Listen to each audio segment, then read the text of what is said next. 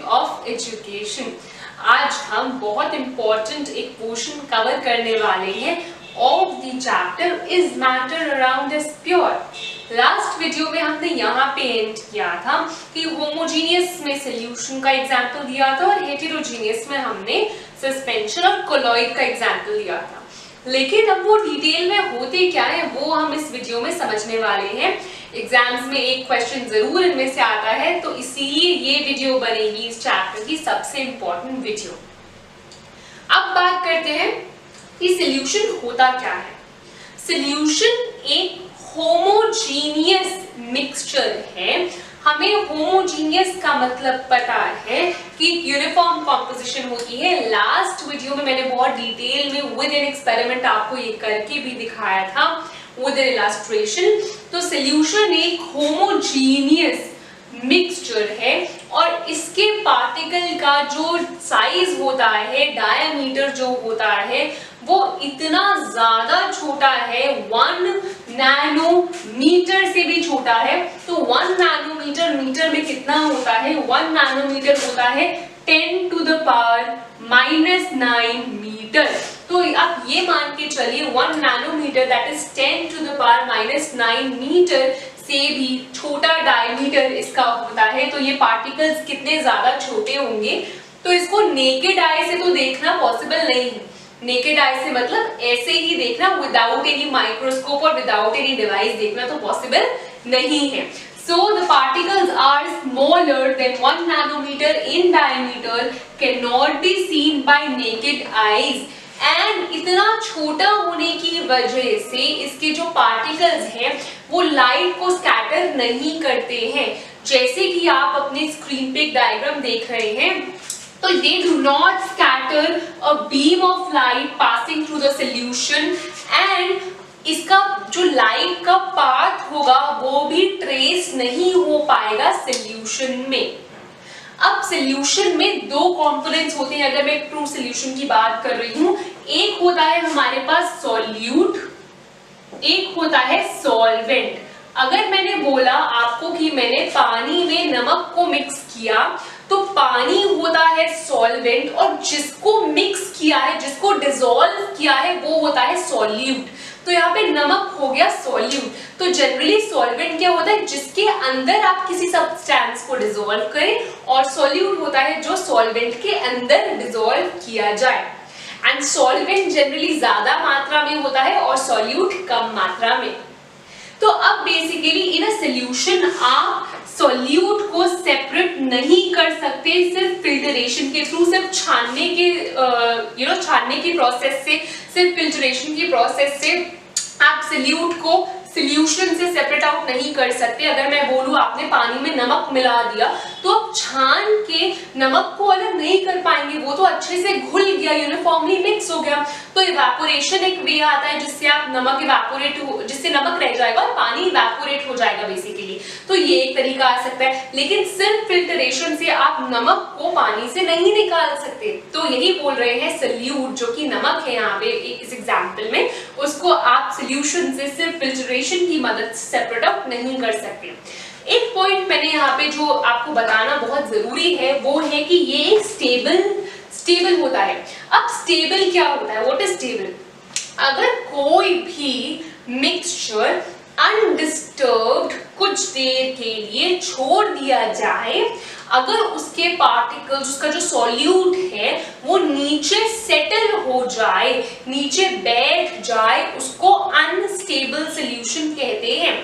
लेकिन सॉल्यूशन के केस में ऐसा नहीं है, वो स्टेबल है। मतलब पार्टिकल्स जो है, अगर मैं सॉल्यूशन को अनडिस्टर्ब छोड़ दूंगी तो जो उसके पार्टिकल्स या जो सॉल्यूट है वो नीचे सेटल नहीं होगा, एंड इसी को कहेंगे कि वो जो है स्टेबल है। एग्जाम्पल क्या बोल सकती हूँ मैं? एग्जाम्पल में बोल सकती हूँ लेमनेड हो गया, सॉल्ट सॉल्यूशन हो गया, शुगर सॉल्यूशन हो गया। पर अब आपके दिमाग में एक धारणा आएगी कि सॉल्यूशन वो है जब किसी लिक्विड में किसी गैस या किसी सॉलिड कंपोनेंट को मिलाया जाए, पर जरूरी नहीं है। एक सॉलिड भी सॉल्यूशन हो सकता है, एक सिर्फ गैस भी सॉल्यूशन हो सकती है। आपको मैं एग्जांपल देती हूँ कि अगर मैं बोलती हूँ air is a mixture of gases. Air में गैस के अंदर ही lot of gases are there. तो वो भी एक तरह का सोल्यूशन हुआ। अगर मैं बात करूं अलॉयज की, अलॉय सॉलिड है, उसमें दो या दो से ज्यादा मेटल्स या एक मेटल और एक नॉन मेटल हो सकता है, तो उसका भी जो कॉम्पोजिशन है वो यूनिफॉर्म होता है, उसके पार्टिकल लेवल पे होमोजेनिटी आपको दिखेगी, तो इसीलिए वो भी एक तरह का हुआ सॉल्यूशन ही। आगे चलते हैं। अगर मैं बात कर रही हूँ सस्पेंशन की, कि सस्पेंशन क्या होता है, मैंने आपको लास्ट टाइम मड वाटर दिखाया था कि कैसे मड वाटर जो था कैसे अनइवनली डिस्ट्रीब्यूटेड था, उसी को कहते हैं suspension. It is a heterogeneous mixture, non uniform composition है इसकी। पार्टिकल्स जो थे, जो मड भी थी, वो हमें नेकेड आई से दिख पा रही थी, तो it can be seen bye naked eye. मैंने आपके लिए छोटा सा एक्सपेरिमेंट कंडक्ट किया था जिसका रिजल्ट आपको स्क्रीन पे दिख रहा है, एंड आप ये देख पाएंगे कि the particles are scattering a beam of light. Particles are big enough कि वो उस बीम ऑफ लाइट को स्कैटर कर पा रहे हैं, और जो पाथ ऑफ लाइट है मिक्सचर के बीच में वो भी विजिबल है। So they scatter a beam of light passing through it and make its path visible. अब ये जो मिक्सचर है ये अनस्टेबल है, क्यों? बिकॉज इफ लेफ्ट अनडिस्टर्ब तो इसके जो पार्टिकल्स थे वो नीचे सेटल हो जाएंगे, इसलिए अनस्टेबल है ये। क्योंकि मैंने आपको एग्जांपल में दिखाया था कि मड जो थी वो नीचे सेटल हो गई थी। And separation of solute possible by filtration. Filtration के थ्रू आप इसके सॉल्यूट को सेपरेट कर सकते हैं। बहुत सिंपल सी चीज है। अगर मैं मिट्टी वाले पानी को एक छन्नी या एक फिल्टर के थ्रू डालूंगी तो सारी मिट्टी ऊपर रह जाएगी और पानी नीचे चला जाएगा। सो बहुत सिंपली मैं फिल्ट्रेशन का मेथड यूज कर सकती हूँ। एग्जाम्पल क्या दे दूं मैं? Mud water can be an example. Mud water या muddy water can be one example of suspension. आगे चलते हैं हम कोलॉइड पे। कोलॉइड क्या होता है? कोलॉइड भी एक तरह का हेटेरोजीनियस मिक्सचर ही है। आपको देखने में वो होमोजीनियस लगेगा, लेकिन वो होमोजीनियस नहीं होता। कुछ कुछ प्रॉपर्टीज उसमें सोल्यूशन की भी है, कुछ उसमें सस्पेंशन की भी प्रॉपर्टीज हैं। पार्टिकल्स जो हैं वो इतने छोटे हैं कि वो नेकेड आई से नहीं दिख सकते, बट वो इतने बड़े हैं कि वो लाइट को स्कैटर कर सकते हैं। और when they scatter, उनका जो बीम ऑफ लाइट है, जो बीम ऑफ लाइट का जो पाथ है वो बहुत ज्यादा विजिबल होगा। So they scatter a beam of light passing through it and make its path visible। जैसे कि आप एक डायग्राम में देख पाए थे कि वो कैसे एक बीम ऑफ लाइट जो पास करता उसको स्कैटर कर रहा था और उसका जो पाथ था वो विजिबल था। अब इसी प्रोसेस को कहते हैं टिंडल इफेक्ट। इसी प्रोसेस को कहते हैं टिंडल इफेक्ट। एक फॉरेस्ट में बहुत सारे जब पेड़ होते हैं और सूरज की रोशनी जो होती है, कोई रे होती है, वो उससे जब पास करती है, वो भी टिंडल इफेक्ट का ही एग्जाम्पल है। टिंडल क्यों बोला जाता है इसे? बिकॉज सबसे पहले इस इफेक्ट को ऑब्जर्व किया जॉन टिंडल ने, तो उनके नाम पे बोला जाता है इसे टिंडल इफेक्ट। अब आगे चलते हैं। ये नेचर में काफी ज्यादा स्टेबल है, उसके जो पार्टिकल्स हैं वो सेटल नहीं होंगे नीचे अगर आप उसे अनडिस्टर्ब छोड़ देंगे तो।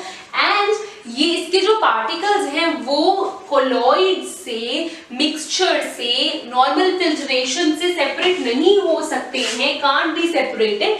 एक प्रोसेस, स्पेशल टेक्निक यूज होगी जिसके बारे में हम आगे पढ़ने वाले हैं, जिसका नाम है सेंट्रीफ्यूगेशन।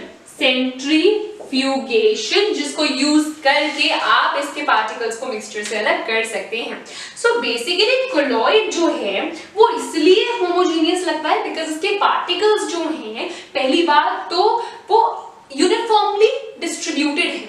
सो काफी रीजन से, और सस्पेंशन से छोटे पार्टिकल्स हैं इसके, तो काफी रीजन से वो सोल्यूशन की तरह लगता है, बट एक्चुअली में ये एक हेटेरोजेनियस मिक्सचर है। आई होप आपको ये कॉन्सेप्ट समझ में आया है। अगर मैं कोलॉइड की कुछ एग्जांपल्स भी आपको बता दूं तो मैं बोल सकती हूँ मिल्क हो गया, मिल्क, जेली ले सकते हैं आप, जेली हो गया एक एग्जांपल। तो ये हो गए कोलॉइड के कुछ एग्जांपल्स। एंड सोल्यूशन के तो मैंने आपको बता ही दिए हैं पहले भी कि आप अलॉय बोल सकते हैं, आप लेमनेड बोल सकते हैं, जो नींबू पानी आप पीते हैं, आप एयर का एग्जांपल दे सकते हैं, एटसेट्रा। अगर आपको ये कॉन्सेप्ट क्लियर हो चुका है तो अब मैं आपको थोड़ा और नेक्स्ट लेवल पे ले जाऊंगी। मैं कोलॉइड में आपको दो टर्म से इंट्रोड्यूस कराऊंगी, जो होगा डिस्पर्स्ड फेस और डिस्पर्जन मीडियम। मैं आपको कॉन्सेंट्रेशन ऑफ सोल्यूशन के बारे में बताऊंगी कि डाइल्यूट सोल्यूशन क्या होता है, कॉन्सेंट्रेटेड क्या होता है, सैचुरेशन क्या होता है, और साथ ही साथ कॉन्सेंट्रेशन ऑफ सोल्यूशन के कुछ करेंगे हम एग्जाम्पल्स भी। चलिए आगे चलते हैं।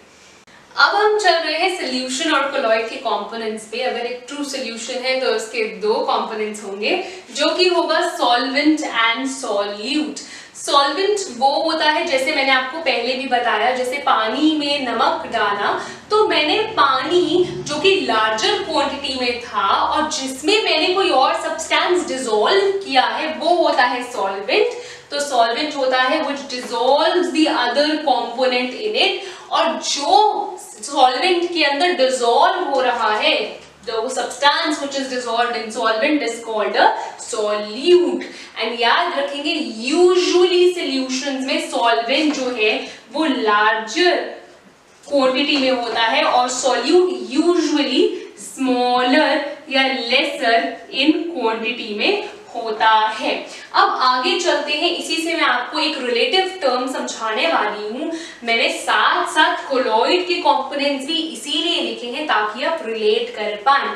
तो वैसे ही कोलॉइड के दो कंपोनेंट्स होते हैं, एक होता है डिस्पर्स्ड फेज और दूसरा होता है dispersion medium. So dispersed phase is same as solute. dispersed phase is solute like component। तो ये बेसिकली होगा डिस्पर्स, और किसमें मिलेगा ये मिलेगा उस डिस्पर्जन मीडियम में। सो डिस्पर्जन मीडियम कहीं ना कहीं सॉल्वेंट का काम कर रहा है।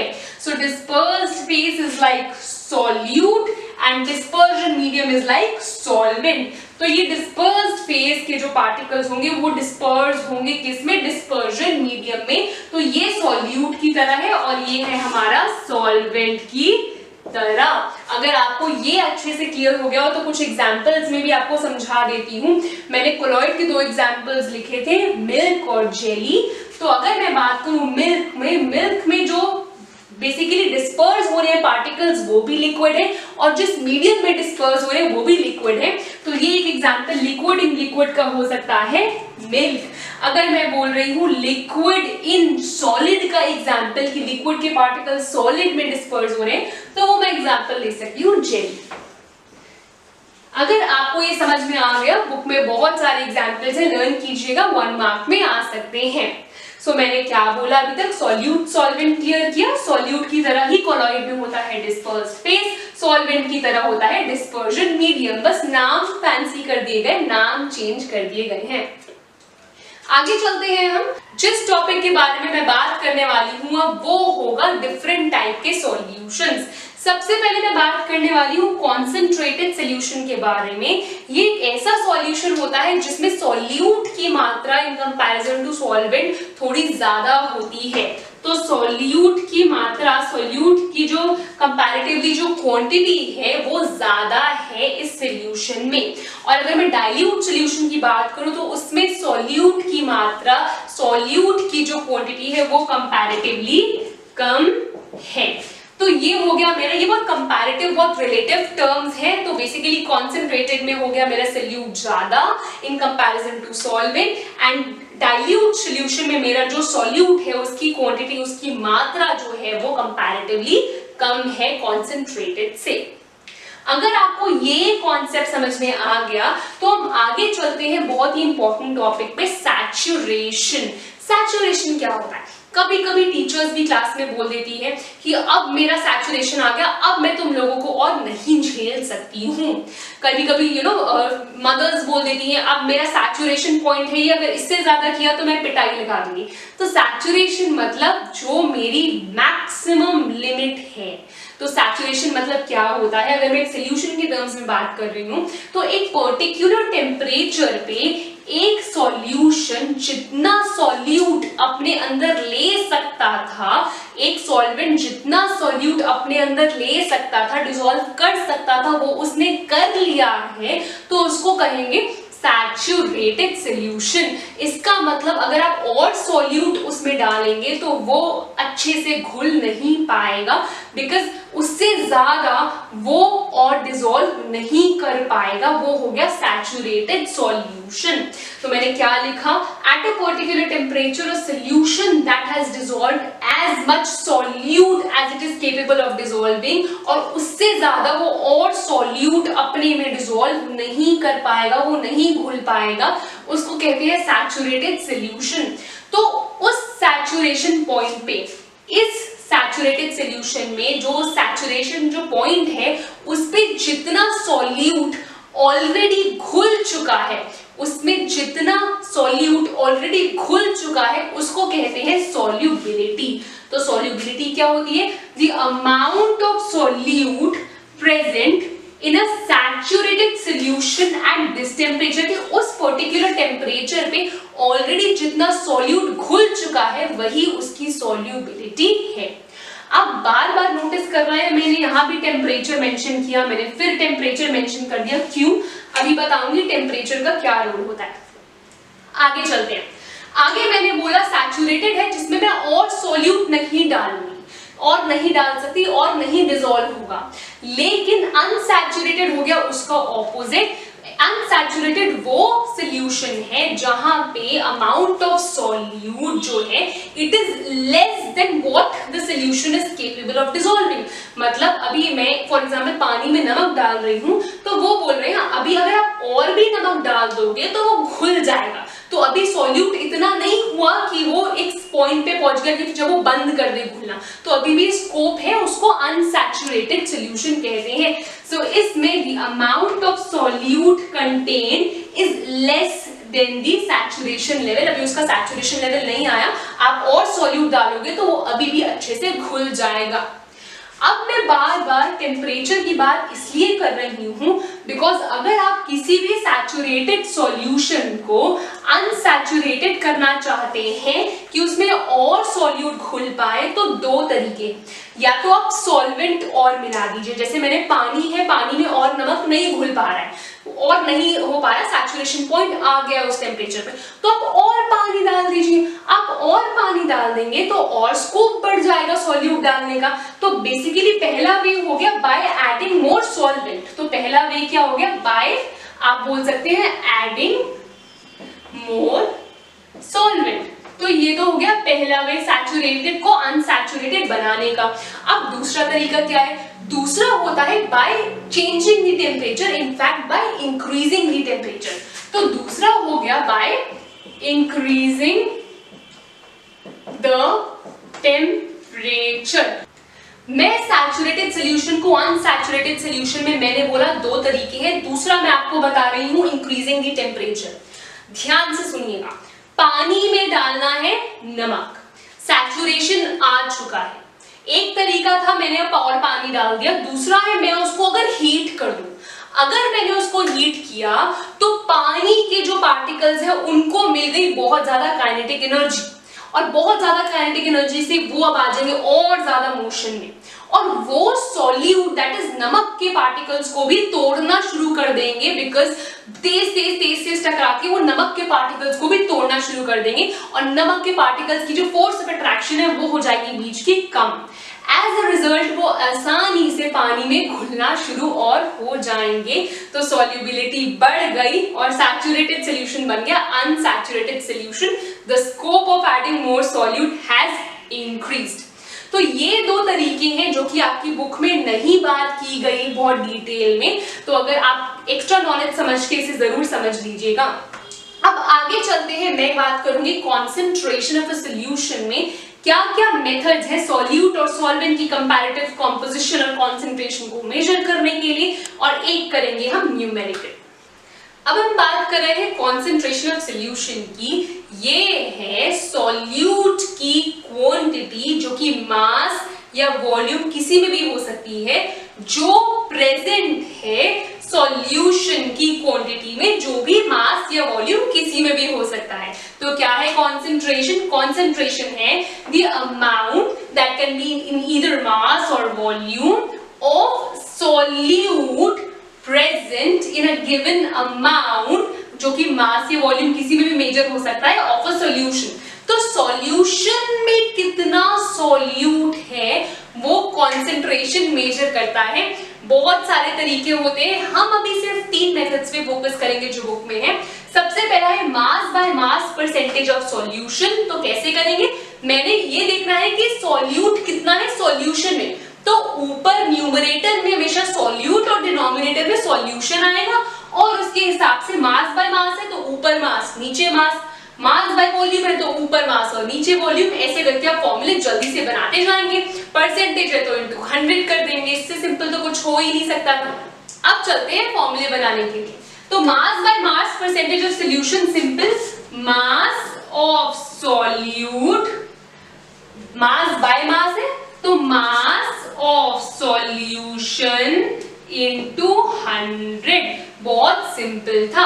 अगला है मास बाय वॉल्यूम, तो मास ऑफ सॉल्यूट अपॉन नीचे वॉल्यूम बोल रहे हैं तो वॉल्यूम ऑफ सॉल्यूशन इनटू 100। याद रखेंगे नीचे सॉल्यूशन है, सॉल्वेंट नहीं है। अगला वॉल्यूम बाय वॉल्यूम है तो volume of solute upon volume of solution into 100। 100 किस लिए, परसेंटेज के लिए। इससे सिंपल कुछ नहीं हो सकता था। अब आप बोलेंगे सॉल्यूशन का मास कैसे आएगा, ये तो बहुत सिंपल है। सॉल्यूशन का मास निकालने के लिए या वॉल्यूम निकालने के लिए सॉल्यूट और सॉल्वेंट का ऐड कर देना। सॉल्यूशन में 2 चीजें तो होती है, सॉल्यूट और सॉल्वेंट, उनका ऐड करके आपको सॉल्यूशन का मिल जाएगा। सो मास ऑफ सॉल्यूशन होगा mass of solute plus mass of solvent. इससे सिंपल क्या होगा, अगर अब आपको ये समझ में आ गया है तो आइए चलते हैं एक सिंपल से न्यूमेरिकल पे। So solution contains 40 gram of common salt, common salt घर पे जो नमक खाते हैं NaCl, in 320 gram of water. तो पानी में नमक है तो पानी हो गया सॉल्वेंट, पानी हो गया सॉल्वेंट, और नमक डाल के घोला है तो नमक दैट इज सॉल्ट हो गया मेरा सॉल्यूट। तो सॉल्यूट का मास कितना है, क्लियरली नमक का मास है 40 ग्राम्स, सॉल्वेंट दैट इज पानी का मास है 320 ग्राम्स। वो बोल रहे हैं मास बाय मास से कॉन्सेंट्रेशन निकालनी है। तो मास ऑफ सॉल्यूशन क्या होगा, सिंपली अभी तो बताया मैंने आपको, mass of solute plus mass of solvent. तो यहाँ पे तो हो गया 40 प्लस 320 ग्राम्स, 40 ग्राम प्लस 320 ग्राम, ये हो गया मेरा 360 ग्राम्स। 40 प्लस 320 हो गया मेरा 360 grams. Mass percentage of solution formula हमें पता है, mass of solute upon mass of solution into 100। ध्यान रखेंगे एग्जाम्स में फॉर्मूला लिखना है। अगर सॉल्यूशन का मास निकाल रहे हो तब ये फॉर्मूला लिखना है, फिर जब मास परसेंटेज निकाल रहे हो तो जिस भी फॉर्मूला को यूज करो, जैसे मैं फर्स्ट फॉर्मूला यूज करूं तो फर्स्ट फॉर्मूला लिखना है। फॉर्मूले के मार्क्स होते हैं आधा एक नंबर, नहीं तो बेफालतू में कट हो जाएगा और टीचर से लड़ते रहोगे कि मेरा नंबर क्यों काटा। आगे चलते हैं, मास परसेंटेज ऑफ सॉल्यूशन है mass by mass, mass of solute upon mass of solution into 100। तो मास ऑफ सॉल्यूट तो है मेरा 40, मास ऑफ सॉल्यूशन आ गया मेरा अभी 360 इनटू 100। क्लियरली मैं अगर इसको देखो 0 0 कट, 4 1 4, 4 9 36, आ गया मेरा 100/9। इसको आप सॉल्व करोगे तो 11.1 के करीब अप्रोक्सीमेटली आएगा, चलता जाएगा वो। सो 11.1% आ गया मेरा आंसर। तो ये निकल गया मेरा concentration in terms of mass and mass by mass percentage. बहुत ही सिंपल सा था ये टॉपिक। आगे चलेंगे हम सेपरेशन टेक्निक्स पे, लेकिन वो नेक्स्ट वीडियो में। यहाँ के लिए हम वाइंड अप कर रहे हैं। समझ आया तो do with the like button, subscribe for more videos, bell icon for notification and comments for doubts. ये तो आप जानते ही हैं। Thank you, very good day, keep watching, keep learning.